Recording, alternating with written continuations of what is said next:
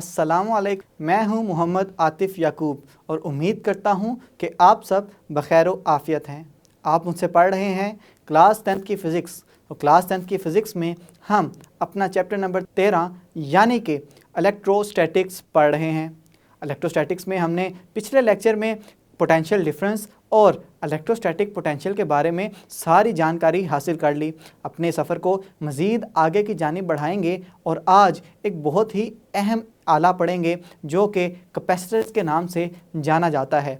हम देखेंगे कि ये कैपेसिटर है क्या, ये कैपेसिटर काम किस तरह से करता है और कैपेसिटर को किन मकासद के लिए इस्तेमाल किया जाता है। ये सब कुछ सीखने के लिए और पढ़ने के लिए आइए चलते हैं अपने लाइट बोर्ड की जानिब। हम चूँकि चार्जेस के बारे में पढ़ रहे हैं तो चार्जेस के बारे में अगर पढ़ रहे हैं तो अक्सर ये सवाल पूछ लिया जाता है कि बताएं कि ये जो चार्जेस हैं इनको स्टोर अगर मैंने करना है तो वो किस तरह से करूँगा। मैं चाहता हूँ कि चार्जेस अगर मेरे पास एक टाइम में मौजूद हैं और अगले टाइम में मैं उसे इस्तेमाल करना चाहता हूँ लेकिन अभी उसकी ज़रूरत नहीं है, बाद में इस्तेमाल करूँगा, तो उसके लिए मुझे क्या करना पड़ेगा। तो आप कहेंगे आप चार्ज को किसी जगह पर स्टोर कर लें, उसका ज़ख़ीरा किसी जगह पर कर लें कि जब आपको ज़रूरत पड़े आप उस ज़ख़ीरे में से चार्जेस को निकाल के उसको इस्तेमाल करना शुरू कर दें।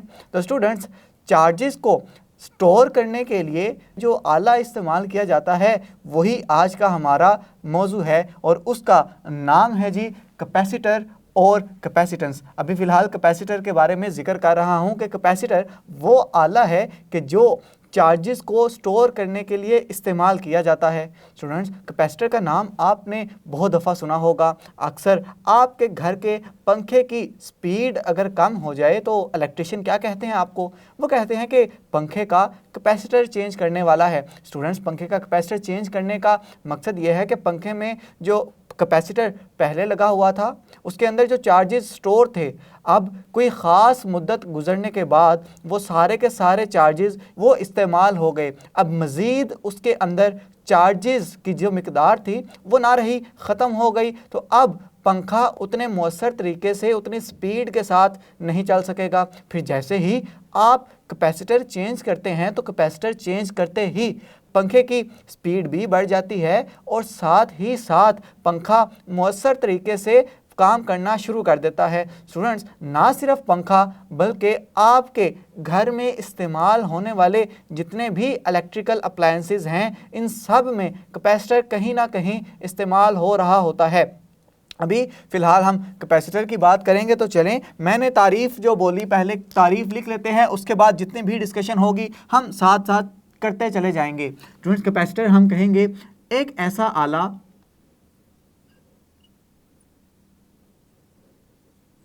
जो चार्जेस को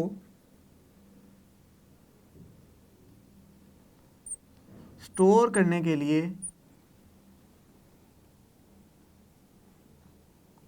इस्तेमाल होता है, उसे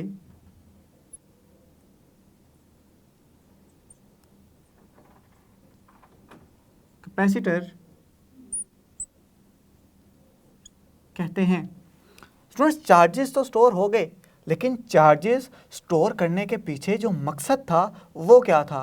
स्टूडेंट्स, चार्जेस को स्टोर करने का जो मकसद था वो ये था कि हम इस आले के अंदर इलेक्ट्रिकल एनर्जी को स्टोर करें। तो हम ये भी कह सकते हैं कि चार्जेस को जो स्टोर किया जाता है उसके पीछे मकसद ये है कि इलेक्ट्रिकल एनर्जी को स्टोर किया जा सके। तो चलें, एक की पॉइंट मैं इधर ये भी लिख देता हूं कि चार्जेस को स्टोर करने के पीछे जो मकसद है वो इलेक्ट्रिकल एनर्जी है, या हम ये कह सकते हैं कि इलेक्ट्रिकल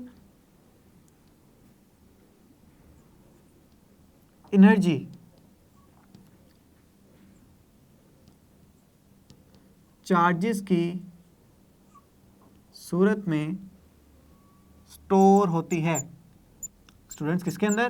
कैपेसिटर के अंदर। तो आइंदा अगर आपसे कोई पूछ ले कि कैपेसिटर क्या चार्ज स्टोर करने का डिवाइस है, आप कहेंगे जी हाँ, करती स्टोर चार्ज ही करता है कैपेसिटर, लेकिन असल में वो इलेक्ट्रिकल एनर्जी स्टोर कर रहा होता है। स्टूडेंट्स, आप देखते हैं कि ये कैपेसिटर दिखाई किस तरह से देते हैं, किन किन अज्जा पे मुश्तमिल होते हैं और किस तरह से ये काम करते हैं। स्टूडेंट्स, फ़र्ज़ करें कि मेरे पास जो कैपेसिटर है वो दो पतली पतली बारीक बारीक पैरेलल धाती प्लेटों पर मुश्तमिल होते हैं। धाती प्लेटों पर इस तरह से मुश्तमिल होते हैं कि इनकी दो साइड्स कुछ इस तरह से आपको दिखाई देंगी और ये वाला जो सिंबल, ये वाली जो इलामत मैंने आपके सामने दिखाई, इसको कैपेसिटर की अलामत कहते हैं। तो अगर आपसे पेपर के अंदर का या किसी भी सर्किट के अंदर आपको कोई इस तरह की इलामत नज़र आए तो आप देखते ही पहचान जाएं कि ये कैपेसिटर की अलामत है। तो स्टूडेंट्स, कैपेसिटर में दोबारा बोल देता हूं कि कैपेसिटर दो पतली और पैरेलल प्लेटों पर मुश्तमिल होता है और इस तरह से मुश्तमिल होगा कि इसके दरमियान की जो जगह होगी या तो इसके अंदर हवा होगी या स्टूडेंट्स इसके अंदर इंसुलेटर होगा। अब हवा और इंसुलेटर ही क्यों लिया, कंडक्टर क्यों नहीं लिया? स्टूडेंट्स, कंडक्टर इसलिए नहीं लिया कि फॉर एग्जांपल मैं इन दोनों प्लेटों के दरमियान अगर कोई कंडक्टर की शीट रख दूंगा तो कंडक्टर क्या होते हैं, कंडक्टर चार्जेस को एक जगह से दूसरी जगह मूव करवाने के लिए रास्ता मुहैया करते हैं। तो अगर यहाँ पे मैंने क्या करना है, कंडक्टर अगर मैंने प्लेस कर दिया तो जो चार्जेस इस प्लेट पे होंगे वो कंडक्टर से होते हुए इस प्लेट पे चले जाएंगे। तो चार्जेस तो फिर स्टोर ना रहे, जो असल मकसद था हमारा वो फोत हो गया। वो किस तरह से फोत हुआ कि हमारा मकसद था कि कैपेसिटर की प्लेटों पे चार्ज स्टोर करें, लेकिन जैसे ही मैंने कंडक्टर रखा तो चार्ज एक प्लेट से दूसरी प्लेट पर मुंतकिल हो गए, तो जो मकसद था हमारा वो ना बचा। इस वजह से हम इन दो प्लेटों के दरमियान या तो इंसुलेटर रखेंगे या हवा रखेंगे। हवा का मतलब है इन दो प्लेटों के दरमियान कोई भी चीज मौजूद नहीं होगी। तो ये बात याद रखिएगा स्टूडेंट्स। अब इस प्लेटों को हम लोग जोड़ देते हैं किसी भी बैटरी के साथ। बैटरी के साथ इस तरह से जोड़ेंगे कि इस प्लेट की, इस कैपेसिटर की एक प्लेट जुड़ी होगी बैटरी के पॉजिटिव टर्मिनल के साथ और दूसरी प्लेट जुड़ी होगी बैटरी के नेगेटिव टर्मिनल के साथ। स्टूडेंट्स, आप जानते हैं कि बैटरी का सिंबल इस तरह से दिखाई देता है कि इसकी जो बड़ी टांग है यानी कि बड़ी साइड है ये पॉजिटिव टर्मिनल को शो करेगी और इसकी जो छोटी साइड है ये बैटरी के नेगेटिव टर्मिनल को शो करेगी। अब इब्तदाई तौर पे क्या होता है कि कैपेसिटर की प्लेट्स चार्ज नहीं होती। मैं क्या कह रहा हूं कि कैपेसिटर की प्लेट पे कोई चार्ज नहीं होता। चार्ज नहीं होने का मतलब ये है कि ये मजमूई तौर पे न्यूट्रल है। मजमूई तौर पे न्यूट्रल होने का मकसद क्या है कि एक प्लेट पे जितने पॉजिटिव चार्जेस होंगे उतने ही नेगेटिव चार्जेस होंगे, और इस प्लेट पे भी यही हम कहेंगे कि इस प्लेट पे भी जितने पॉजिटिव चार्जेस होंगे उतने ही नेगेटिव चार्जेस होंगे। स्टूडेंट्स, चलें मैं आपके सामने बना के दिखा देता हूँ कि फ़र्ज़ करें इसके पास अभी 4 पॉजिटिव चार्जेस हैं और इसके पास भी 4 पॉजिटिव चार्जेस हैं। और स्टूडेंट्स, अगर ये मजमूई तौर पे न्यूट्रल है तो इसके पास 4 ही नेगेटिव चार्जेस होंगे और इसके पास भी 4 नेगेटिव चार्जेस होंगे। स्टूडेंट्स, कुछ इस तरह से मैंने आपके सामने बना दिया। अब होगा क्या, अब यहाँ पे आपने याद रखना है कि बैटरी जो काम कर रही है ये बैटरी एक मोटर पंप के तौर पे काम कर रही है। मोटर पंप जो आपके घरों में लगा हुआ है कि वो पानी को ज़मीन से खींच के आपके पानी के टैंक तक पहुंचा देती है। स्टूडेंट्स, ऐसा नहीं होता कि मोटर अपना पानी दे रही हो। मोटर तो पानी प्रोड्यूस नहीं करती, मोटर सिर्फ पानी को नीचे से उठा के ऊपर की जानिब ले जाती है, यानी एक जगह से दूसरी जगह ट्रांसफ़र करवाती है। इसी तरह बैटरी भी क्या करेगी, बैटरी के पास कोई चार्जेस नहीं है, बैटरी के पास सिर्फ एनर्जी है। वो थोड़ी सी एनर्जी प्रोवाइड करेगी कि वो चार्जेस को एक प्लेट से उठा के दूसरी प्लेट पे ले जाएगी। किस तरह से स्टूडेंट्स, कि यहाँ पे बैटरी का पॉजिटिव टर्मिनल है। हम जानते हैं कि पॉजिटिव किसको कशिश करेगा, हमेशा नेगेटिव को कशिश करेगा। तो इस प्लेट पे जो नेगेटिव चार्ज होगा, फर्ज करें कि ये वाला नेगेटिव चार्ज जिसके गिर्द मैंने दायरा लगाया, ये नेगेटिव चार्ज इस बैटरी की पॉजिटिव प्लेट से खिंचा हुआ चलता आएगा और जैसे ही ये पॉजिटिव प्लेट से गुजरेगा तो ये इस जगह पे जाता जाता ये बिल्कुल इस जगह पे जाके पहुंच जाएगा। स्टूडेंट्स,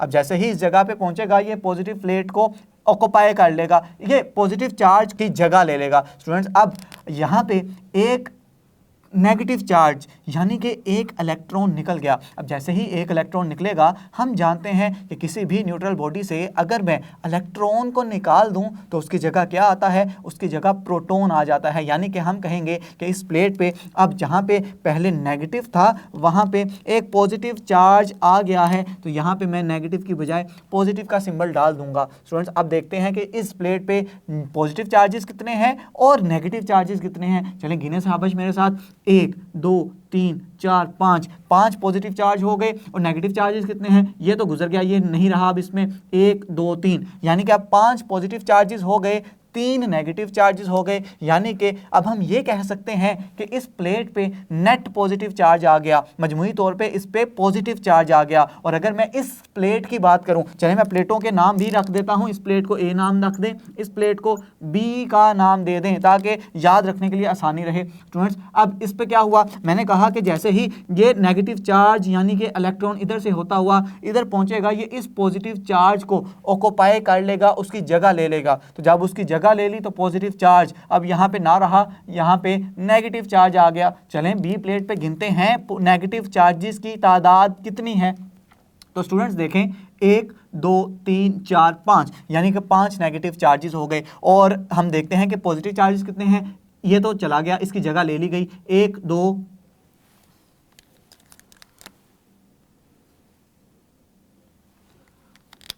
1 2 3 और 3 पॉजिटिव चार्जेस स्टूडेंट्स बचे। तो इसका मतलब है कि बी पे नेट नेगेटिव चार्ज आ गया, यानी कि मजमूई तौर पे इस पे पाए जाने वाले नेगेटिव चार्जेस की तादाद पॉजिटिव चार्जेस से ज़्यादा है। स्टूडेंट्स मज़ीद दोबारा से ये कहानी चलेगी कि अब ये बैटरी का पॉजिटिव टर्मिनल कैपेसिटर की प्लेट ए से जो मौजूद नेगेटिव चार्ज होगा ये वाला, इसको खींचेगी। जैसे ही इसको खींचेगी ये दोबारा से पूरा चक्कर काटता हुआ ये कैपेसिटर की प्लेट बी पे मौजूद इस पॉजिटिव चार्ज को दोबारा से ऑक्यूपाई कर लेगा और इस पे दोबारा से नेगेटिव चार्ज आ जाएगा। अब देखें ज़रा, यहाँ पे मौजूद पॉजिटिव चार्जेस की तादाद स्टूडेंट्स हो गई 6 और नेगेटिव चार्जेस की तादाद हो गई 2, यानी कि पॉजिटिव चार्ज इस पे दोबारा से बिल्डअप होना शुरू हो गया और बी पे अब नेगेटिव की तादाद 6 और पॉजिटिव की तादाद 2। इसका मतलब है कि बी पे दोबारा से नेगेटिव चार्जेस बिल्डअप होना शुरू हो गए। तो स्टूडेंट्स जैसे जैसे ये अमल चलता रहेगा, आप एक केस देखेंगे कैपेसिटर की प्लेट ए पे सारे का सारा पॉजिटिव चार्ज होगा, प्लेट बी पे सारे का सारा नेगेटिव चार्ज होगा। स्टूडेंट्स अब सवाल ये पैदा होता है कि यहाँ पे कैपेसिटर की प्लेट ए पे पॉजिटिव चार्जेस आ गए, बी पे नेगेटिव चार्जेस आ गए, यानी कि ए प्लेट हो गई हाई पोटेंशियल पे। हमने पढ़ा था ना कि जो पॉजिटिव होगा वो हाई पोटेंशियल पे होगा और जो नेगेटिव होगा ये लो पोटेंशियल पे होगा। अब जब कैपेसिटर की ए प्लेट हो गई हाई पोटेंशियल, बी हो गई लो पोटेंशियल पे, तो अब यहाँ पे पोटेंशियल डिफरेंस क्रिएट हो जाएगा। पोटेंशियल डिफरेंस हमने क्या पढ़ा था कि 2 पॉइंट्स के दरमियान अगर पोटेंशियल का मैं फ़र्क ले लूँ तो उसे पोटेंशियल डिफरेंस कहते हैं। स्टूडेंट्स अगर पोटेंशियल डिफरेंस आ गया, अब सवाल ये पैदा होता है कि ये कहानी कब तक चलती रहेगी, कब तक ये पॉजिटिव चार्जेस उठते रहेंगे, यहाँ कब तक नेगेटिव चार्जेस यहाँ से हिजरत करके बी पे जाते रहेंगे, कब तक कि इस प्लेट ए पे पॉजिटिव चार्ज आता रहेगा और कब तक इस प्लेट बी पे नेगेटिव चार्ज आता रहेगा। कभी ना कभी तो ये अमल रुक जाएगा ना। जी हाँ स्टूडेंट्स, ये तब रुकेगा कि जब यहाँ पे इस दोनों प्लेट्स का पोटेंशियल डिफरेंस बैटरी के पोटेंशियल डिफरेंस V के बराबर हो जाए। तो हम ये कहेंगे कि जितना ज़्यादा पोटेंशियल डिफरेंस होगा उतने ज़्यादा चार्जेस इस जगह पे स्टोर होते चले जाएंगे। स्टूडेंट्स अगर मैं ये बात कह रहा हूँ कि जितना पोटेंशियल उतने ज़्यादा चार्जेस, अगर मैं इसको मैथ्स की ज़ुबान दे दूँ तो मैं कह रहा हूँ कि जितना ज़्यादा पोटेंशियल है उतने ही ज़्यादा चार्जेस स्टोर होते जाएंगे। आप जानते हैं कि Q चार्ज को जाहिर करने के लिए इस्तेमाल किया जाता है और V पोटेंशियल डिफरेंस को जाहिर करने के लिए इस्तेमाल किया जाता है। अब अगर मैं ये बात कह रहा हूँ कि Q डायरेक्टली प्रोपोर्शनल है V के, तो मैं ये जानता हूँ कि जब भी मुझे ये प्रोपोर्शनैलिटी का साइन ख़त्म करना होता है, मैं 2 नई चीज़ें मुतारिफ़ करवाता हूँ। वो क्या है, एक होती है बराबर का साइन और दूसरा होता है स्टूडेंट्स एक कॉन्स्टेंट। यहाँ पे जो कांस्टेंट मैं इस्तेमाल करूंगा वो होगा स्टूडेंट्स C। ये C मैं यहाँ पे क्यों इस्तेमाल कर रहा हूँ, C को क्या कहते हैं, चलें अभी हम देख लेते हैं। मैंने इक्वेशन अभी जो लिखी है, मैंने लिखा है कि Q बराबर है CV के। यहाँ पे Q है जी चार्जेस, V क्या है पोटेंशियल डिफरेंस और यहाँ पे जो C है कांस्टेंट आया स्टूडेंट्स, इसको क्या कहते हैं स्टूडेंट्स, इसी का नाम है कैपेसिटेंस। जो मैंने हेडिंग में लिखा हुआ है दूसरा लफ्ज़ कैपेसिटेंस। अब ये कैपेसिटेंस, ये इसको हम किस तरह से बयान करेंगे, कैपेसिटेंस क्या होती है, इसको किस तरह से लिखा जाता है। स्टूडेंट्स अगर कोई डिवाइस है, हर डिवाइस की अपनी कोई ना कोई पावर होती है, कोई ना कोई उसकी एबिलिटी होती है कि वो इतना काम कर सकेगी। जिस तरह हमने लेंसेज की पावर के बारे में पढ़ा, इसी तरह से इस कैपेसिटर की भी कोई ना कोई पावर होगी, कोई ना कोई इसकी हद होगी, कोई ना कोई इसकी खासियत होगी कि जितना ये चार्ज स्टोर कर सकता है। तो इसकी चार्ज स्टोर करने की सलाहियत को हम नाम देंगे कैपेसिटेंस का। तो चलें हम कैपेसिटेंस की तारीफ भी लिख लेते हैं। कैपेसिटेंस की तारीफ हम इस तरह से लिखेंगे कि कैपेसिटर की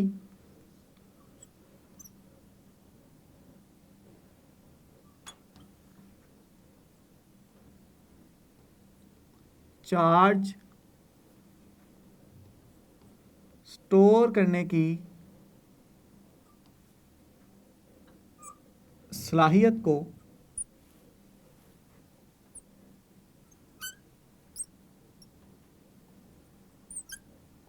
कैपेसिटेंस कहते हैं। ये ले जी, मैंने कैपेसिटेंस की तारीफ आपके सामने लिख दी, लेकिन क्या ये कैपेसिटेंस इतनी आसान चीज़ है समझने के लिए? तो चलें स्टूडेंट्स, अभी मैं आपके सामने दो कैपेसिटर बनाता हूँ। फ़र्ज़ करें एक मेरे पास ये कैपेसिटर मैंने बना दिया और इस कैपेसिटर के साथ मैंने कोई ना कोई बैटरी कनेक्ट कर दी। स्टूडेंट्स इस तरह से बैटरी का एक पॉजिटिव टर्मिनल आ गया, एक नेगेटिव टर्मिनल आ गया। ये यहाँ से यहाँ पे फ़र्ज़ करें कि जो चार्जेस स्टोर हो रहे हैं वो हो रहे हैं 3 कूलम, और यहाँ पे इस बैटरी का जो पोटेंशियल डिफरेंस है स्टूडेंट्स फ़र्ज़ करें वो 2 वोल्ट है, यानी कि यहाँ पे जो कैपेसिटर है वो 2 वोल्ट पोटेंशियल डिफरेंस के साथ 3 कूलम चार्ज स्टोर कर रहा है। और साथ ही फ़र्ज़ करें एक और हमारे पास कैपेसिटर है, वो कैपेसिटर इस तरह से दिखाई दे रहा है कि उस कैपेसिटर के साथ जो बैटरी नस्ब की गई है वो बैटरी है जी हमारे पास 2 वोल्ट की ही बैटरी है अभी भी, यानी कि इस बैटरी का पोटेंशियल डिफरेंस 2 वोल्ट है। और अगर ये 2 वोल्ट वाली बैटरी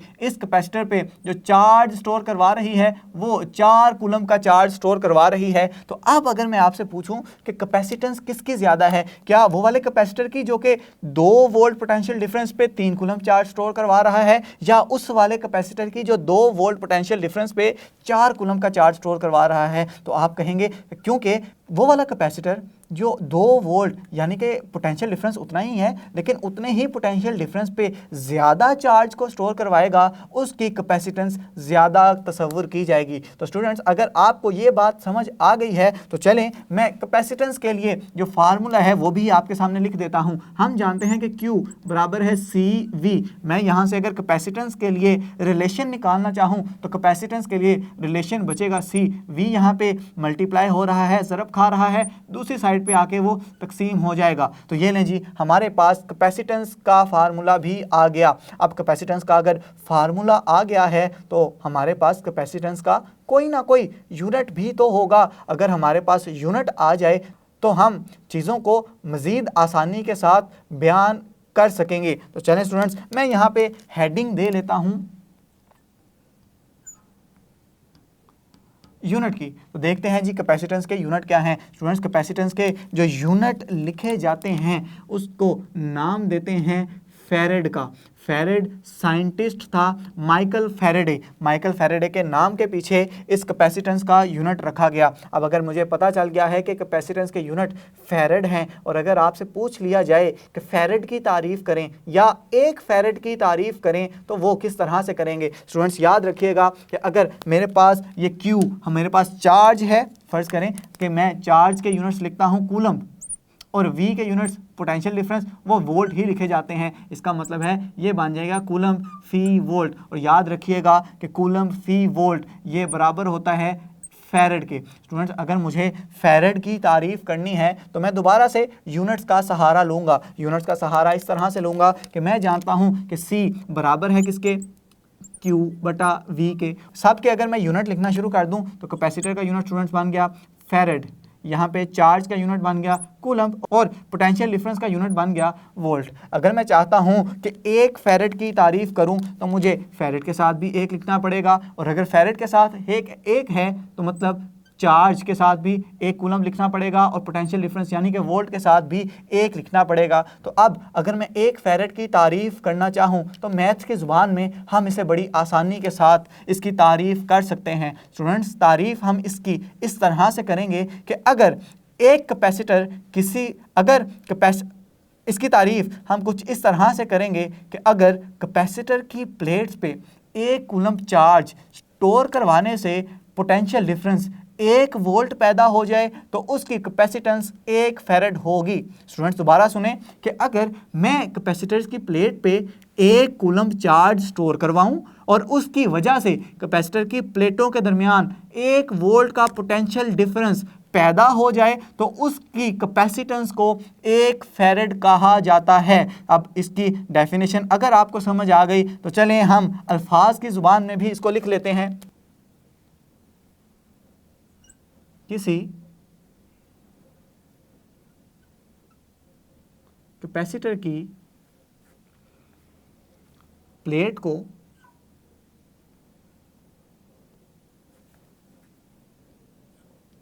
एक कूलम्ब चार्ज देने पर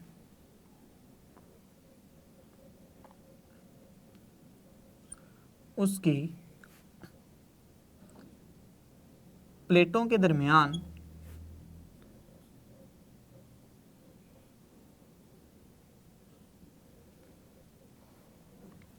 पोटेंशियल डिफरेंस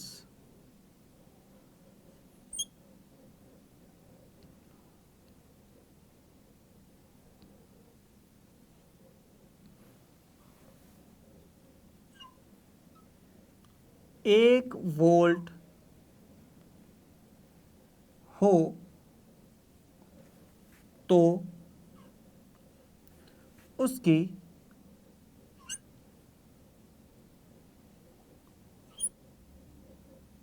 कैपेसिटेंस 1 फैरेड होगी। ये नहीं स्टूडेंट्स, मैंने आपके सामने 1 फैरेड की तारीफ भी कर दी। अब 1 फैरेड बहुत बड़ा यूनिट लिया जाता है। क्यों यूनिट लिया जाएगा, क्यों इसको 1 फैरेड को बड़ा यूनिट माना जाता है स्टूडेंट्स? क्योंकि 1 कूलम्ब चार्ज, मैंने आपको बताया था कि 1 कूलम्ब चार्ज किसके बराबर होता है? 1 कूलम्ब चार्ज बराबर होता है 6.25 ज़रबे 10 की ताकत 18 इलेक्ट्रॉन्स के। अब जब इतने ज़्यादा चार्जेस 1 वोल्ट पोटेंशियल डिफरेंस पे जमा होंगे तो लाजमी तौर पे कैपेसिटेंस का यूनिट यानी कि फैरेड होगा, बहुत बड़ा यूनिट तस्वुर किया जाएगा। तो जिस तरह से हमने कूलम्ब के लिए छोटे यूनिट इस्तेमाल किए थे, इसी तरह से फैरेड के लिए भी हम छोटे यूनिट्स का सहारा लेते हैं। स्टूडेंट्स, वो छोटे यूनिट्स कौन कौन से हैं? हम कहते हैं कि 1 माइक्रोफैरेड का अक्सर हम यूज़ करते हैं, और आप जानते हैं कि माइक्रो का मतलब है 10 की ताकत -6। इसका मतलब है कि 1 माइक्रोफैरेड में 10 की ताकत -6 फैरेड होंगे। मज़ीद जो दूसरे यूनिट इस्तेमाल किए जाते हैं वो हैं जी नैनोफैरेड, और नैनो आप जानते हैं 10 की ताकत -9 को कहा जाता है। मज़ीद जो छोटे यूनिट्स इस्तेमाल किए जाते हैं उसमें एक है पीको फैरेड, और पीको 10 की ताकत -12 फैरेड के बराबर होता है। तो स्टूडेंट्स, उम्मीद करता हूं कि ये जितनी भी डिस्कशन हुई कैपेसिटर की और कैपेसिटेंस की, ये सारी आपको समझ में आई। फैरेड क्या होता है ये भी आपको अब पता चल गया, और फैरेड के जो छोटे यूनिट हैं ये भी आपको पता चल गए होंगे। चलें, अगर आपको ये सारी चीज़ें समझ आ गई हैं तो अब इस टॉपिक से रिलेटेड आपकी किताब की जो मिसाल है उसको भी हल कर लेते हैं। अब हम बढ़ते हैं उस मिसाल की जानिब जिसका जिक्र मैंने किया है कि 13 के मिसाल नंबर 13.2 जो कि कैपेसिटर और कैपेसिटेंस से रिलेटेड है वो हम लोग कर लेते हैं। क्योंकि किसी भी चीज़ को अगर आप सीख लें और सीखने के बाद अगर आप उसको उसी जगह पे उसका इतलाक़ कर दें तो चीज़ों का आपके जहन में ज़्यादा देर तक रहना आसान हो जाता है और चीज़ों को समझना भी आसान हो जाता है। स्टूडेंट्स, उस मिसाल में ये कहा जा रहा है कि अगर किसी कैपेसिटर की कैपेसिटेंस 100 पिको फैरेड हो तो उस कैपेसिटर को अगर 50 वोल्ट की बैटरी से जोड़ा गया हो तो उस कैपेसिटर पे कितना चार्ज स्टोर होगा। इसको हल करने के लिए हम सिंपल सा एक फार्मूला लगाएंगे, Q बराबर है CV, और ये हम पढ़ चुके हैं। स्टूडेंट्स, अब कीमतें दर्ज करने से पहले लाजिम है कि हम कीमतों को SI यूनिट्स में कन्वर्ट कर लें। अगर हम जानते हैं कि पिको फैरेड में गिवन है और पिको को हम देख चुके हैं, पिको फैरेड का एक छोटा यूनिट है और ये बराबर होता है 100 ज़रब 10 की ताकत -12। पिको की जगह पे 10 की ताकत -12 पुट कर दिया। V चूँकि पहले से ही वोल्ट्स के अंदर गिवन है तो इसको SI यूनिट्स में कन्वर्ट करने की ज़रूरत ही नहीं है। तो चलें हम अब कीमतें दर्ज करेंगे। तो कीमतें दर्ज करने से जो मुझे चीज़ हासिल होगी, मैं C की वैल्यू दर्ज करूँगा, वो होगी जी 100 ज़रब 10 की ताकत -12 और V क्या है जी, V है जी 50। अब बजाय कि इसके कैलकुलेटर इस्तेमाल किया जाए, हम ये करते हैं कि हम चीज़ों को आसान रखने के लिए इसकी ज़ुबानी मल्टीप्लिकेशन कर देते हैं। 5 को जब 1 से ज़रब दूंगा तो आएगा 5। अब यहाँ पे 2 ज़ीरो और 1 ज़ीरो ये वाला, तो यानी कि 3 ज़ीरो यहाँ पे हासिल हो जाएंगे। ये सारी चीज़ मैं दोबारा से इस जगह पे लिख लेता हूँ ताकि समझना चीज़ों का आसान हो जाए। 5000 ज़रब 10 की ताकत -12। स्टूडेंट्स आप जानते हैं कि अगर मैं इसको साइंटिफिक नोटेशन में लिखना चाहूँ तो मैं लिखूँगा 5 ज़रब 10 की ताकत, मेरे पास कितने ज़ीरोज़ हैं, 1 2 3, तो 10 की ताकत भी मैं लिखूंगा 3 और साथ ही आ गया 10 की ताकत -12। अब आप जानते हैं कि मैथ के अंदर अगर दो चीज़ों की असास सेम हो और वो ज़रब खा रही हों तो उनकी ताकतें जमा हो जाती हैं। क्योंकि इनकी असासें सेम हैं तो हम कहेंगे 3 और ये जमा माइनस ये -12 इसके बिल्कुल साथ आ जाएगा। स्टूडेंट्स बाकी क्या बचेगा, 5 ज़रब 10 की ताकत 3 -12 -9। और आप जानते हैं कि किसी भी चीज़ के साथ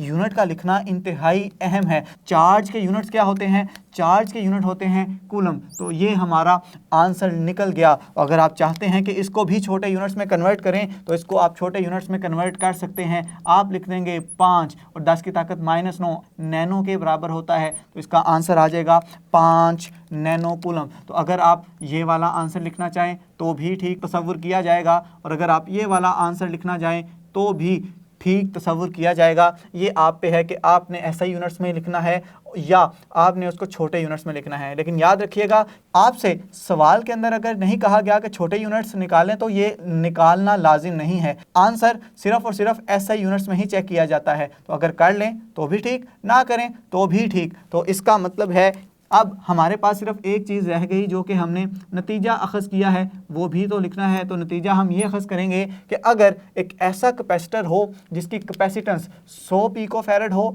और उसे अगर 50 वोल्ट की बैटरी के साथ जोड़ा जाए तो उस पे स्टोर होने वाला चार्ज होगा स्टूडेंट्स कितना, 5 नैनो कूलम्स का। तो ये सारी चीज़ें आप लिखेंगे अल्फाज की ज़ुबान में, मैं लिखूंगा सारे के सारे मैथ्स के फॉर्म में। तो अगर मैं कह रहा हूँ कि मेरे पास कैपेसिटेंस 100 पिकोफैरड हो और अगर मैं इसे 50 वोल्ट की बैटरी के साथ लगा दूं तो मेरे पास जो चार्ज स्टोर होगा वो होगा जी 5 नैनो कूलम का। तो ये सारी चीज़ें आपने इस तरह से याद रखनी है।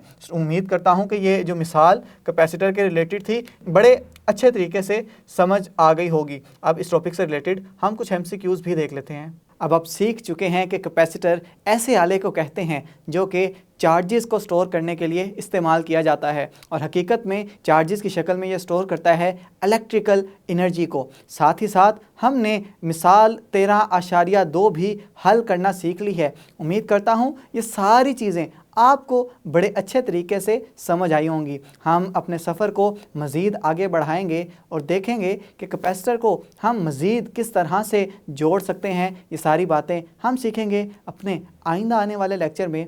तब तक के लिए अपना बहुत सा ख्याल रखें, अपने से ज़्यादा दूसरों का खुश रहें, खुशियाँ बांटें। अल्लाह हाफ़िज़।